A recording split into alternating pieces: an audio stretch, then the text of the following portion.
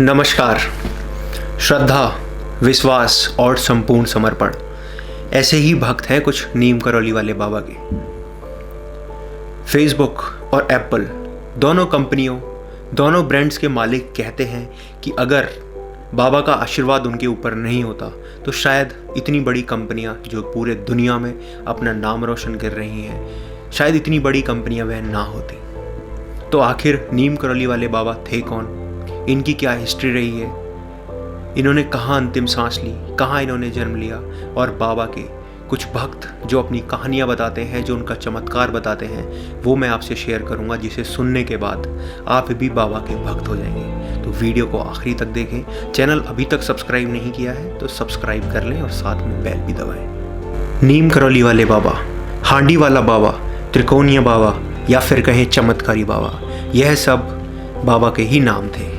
बाबा का जन्म 1900 में हुआ।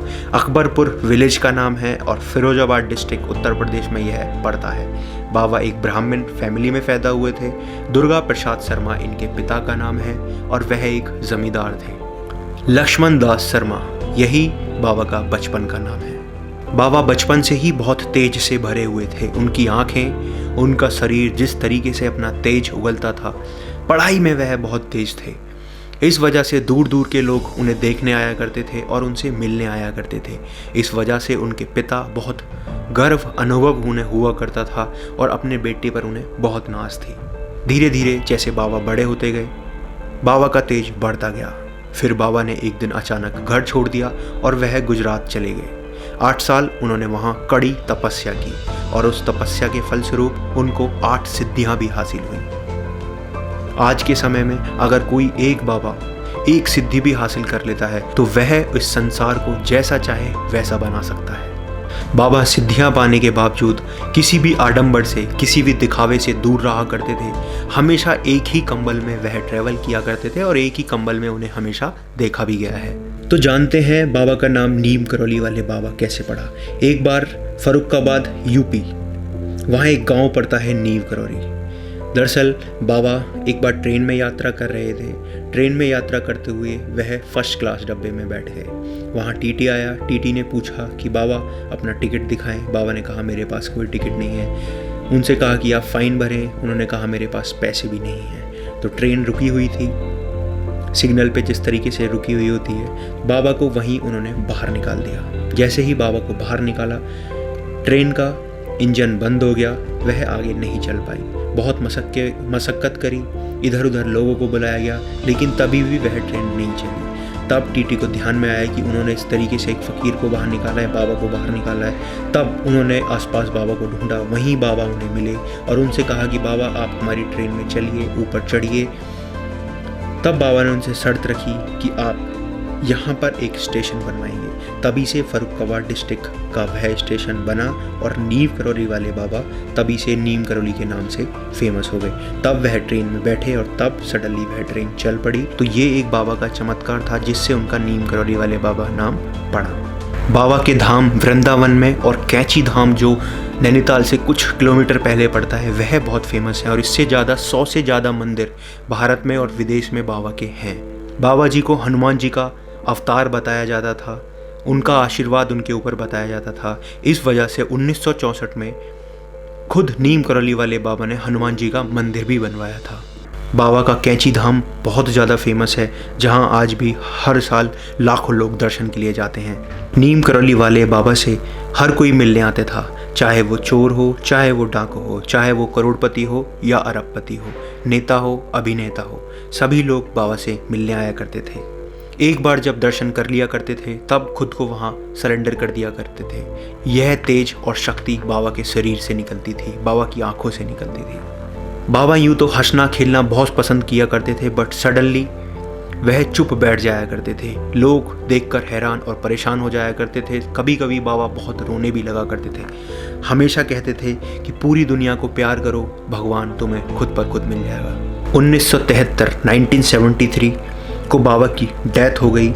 बाबा को हॉस्पिटल में एडमिट कराया गया, लेकिन वहाँ उन्होंने ऑक्सीजन मास्क हटा दिया और कहा कि सिर्फ मुझे अब गंगा जल चाहिए। और गंगा जल अपने ऊपर छिड़कते हुए, चारों तरफ छिड़कते हुए, गंगा जल को पीते हुए उन्होंने अपनी समाधि ली और इस तरीके से उनका देहांत भी हुआ। अब मैं आपको कुछ डिसाइपल यानी भक्तों की कहानी बताता हूँ जो बाबा के बहुत बड़े भक्त में आते हैं। सबसे बड़े रामदास आते हैं। रामदास का असली नाम रिचर्ड एल्पर्ट था। वह हार्वर्ड यूनिवर्सिटी में पढ़ाया करते थे और साथ में केमिस्ट भी थे। उन्हें दवाइयों की अच्छी नॉलेज थी। वह भारत भ्रमण पे निकले हुए थे, कुछ आध्यात्मिक पे अपनी पढ़ाई कर रहे थे, उसके बारे में जानने के लिए भारत आए हुए थे। किसी ने उन्हें बताया कि आप नीम करौली जाइए, वहाँ बाबा से मिलिए, वहाँ आपको बहुत कुछ सीखने को मिलेगा। तो वह वहाँ पहुँचे। वहाँ पहुँचकर एक रात वो बैठे हुए थे, पहली रात वहाँ तारों को देख रहे थे और उदास अपने आप को महसूस कर रहे थे। तभी अचानक वहाँ से बाबा निकले। बाबा ने कहा कि क्या देख रहे हो बेटे? क्या इन तारों में आप अपनी माँ को देख रहे हो जो कैंसर से गुजर चुकी है? यह सुनकर रामदास भौचक्का रह गया और खुद को सरेंडर कर दिया, खुद को न्यौछावर कर दिया बाबा के चरणों में कि बाबा आप ही हैं भगवान। आपको यह कैसे पता लगा? इस बात को समझते हुए रिचर्ड एल्पर्ट रामदास बन गए। कुछ दिनों बाद रिचर्ड एल्पर्ट यानी रामदास कुछ दवाइयाँ भी लाए थे। क्योंकि वह केमिस्ट थे तो वह ड्रग इस्तेमाल कर रहे थे। ड्रग की 2-3 गोलियाँ उन्होंने बाबा को की कि बाबा यह देखिए, इसे खाकर बहुत हाई महसूस होता है, बहुत अच्छा महसूस होता है। बाबा ने सारी गोलियां एल्पर्ट से ली, रामदास से ली और सारी एक साथ खा गए। और वह खाकर जाहिर सी बात है मृत्यु आनी थी, लेकिन बाबा को कुछ नहीं हुआ। बाबा ने कहा कि रामदास इन गोलियों से कुछ नहीं होता, इन गोलियों से हाई नहीं होते। असली हाई तो आप भगवान की भक्ति में होते हैं। भगवान की भक्ति करो, वहाँ आपको सब मिलेगा। अब मैं कुछ आपको बाबा के वेस्टर्न भक्तों के नाम बताता हूँ। जूलिया रॉबर्ट जो एक हिंदू भी हैं, इनकी कहानी मैं आपको बताऊंगा। स्टीव जॉब्स, यति Rogers, John Bush, Daniel Goldman जो ऑथर हैं, यह लोग बाबा के भक्त रहे हैं। स्टीव जॉब्स अप्रैल 1974 में भारत आए थे, जो बाबा से नहीं मिल पाए क्योंकि बाबा का उनसे 1 साल पहले देहांत हो चुका था। समाधि में आ चुके थे बाबा। नीम करौली वाला बाबा के यहाँ यह पहुँचे और इन्होंने काफ़ी अच्छा दान भी करा, बाबा के यहाँ कुछ समय भी बिताया। स्टीव जॉब्स जब से बाबा के भक्त थे, जब से एप्पल कंपनी कुछ नहीं थी, एप्पल बहुत स्ट्रगल के साथ आगे बढ़ी, तब बाबा का आशीर्वाद मिला। देख सकते हैं आज एप्पल ब्रांड कहाँ है। इसी तरीके से फेसबुक, जब फेसबुक कुछ नहीं कर पा रही थी, फेसबुक बिकने के कगार पे थी, तब अपने गुरु यानी मार्क जकरबर्ग स्टीव जॉब के पास गए, पूछा कि मैं क्या करूं। तब उन्होंने बताया कि आप इंडिया जाएं, भारत जाएं, वहाँ बाबा से मिलें, नीम करौली वाले बाबा के यहाँ जाएं, उनके दर्शन करें, उनके मंदिर जाएं, तब आपकी फेसबुक चल सकती है। जब भारत आए तब उन्होंने मोदी जी से आह्वान किया कि मुझे नीम करौली वाले बाबा के यहाँ जाना है। वह बाबा के यहाँ पहुँचे और 1 दिन बिताने आए थे, तभी भी वह 2 दिन बिताकर बाबा के यहाँ गए। आप देख सकते हैं आज फेसबुक ने क्या कुछ नहीं खरीद लिया। आपका व्हाट्सएप और इंस्टाग्राम भी फेसबुक के माध्यम से ही चलता है। तो यह बाबा का आशीर्वाद ही था जो इतने बड़े लोग यह बने हैं। जूलिया रॉबर्ट की मैं बात करूं तो इन्होंने बाबा का तेज सिर्फ एक किताब में देखा था। जूलिया रॉबर्ट को बाबा नीम करौली का एक तस्वीर दिखी थी कॉपी पर, बाहर पन्ने पर छपी हुई। उस आंखों के तेज को देखकर ही वह इन बाबा को जान गई। हालांकि वह भारत कभी नहीं आई बाबा के आश्रम में, पर फिर भी उस किताब को देखकर वह हमेशा बताती हैं कि मैं बाबा की भक्त हो गई और उन्होंने हिंदू धर्म भी अपना लिया। बाबा हमेशा कहते थे कि मोक्ष पाने के सिर्फ 3 द्वार हैं, भक्ति योग, ज्ञान योग और हाथा योग। वह भक्ति और ज्ञान पे हमेशा ध्यान दिया करते थे। बाबा यूं तो हमेशा कम बोला करते थे, ज़्यादातर अपनी आँख और अपने शरीर के साथ ही काम कर दिया करते थे। तो ये पूरी कहानी थी नीम करौली वाले बाबा की।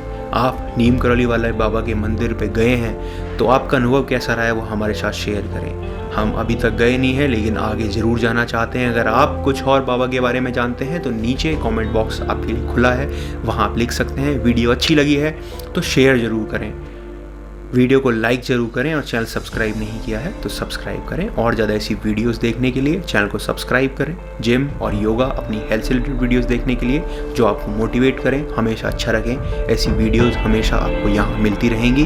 धन्यवाद, नमस्कार, जय हिंद, जय नीम करौली वाले बाबा।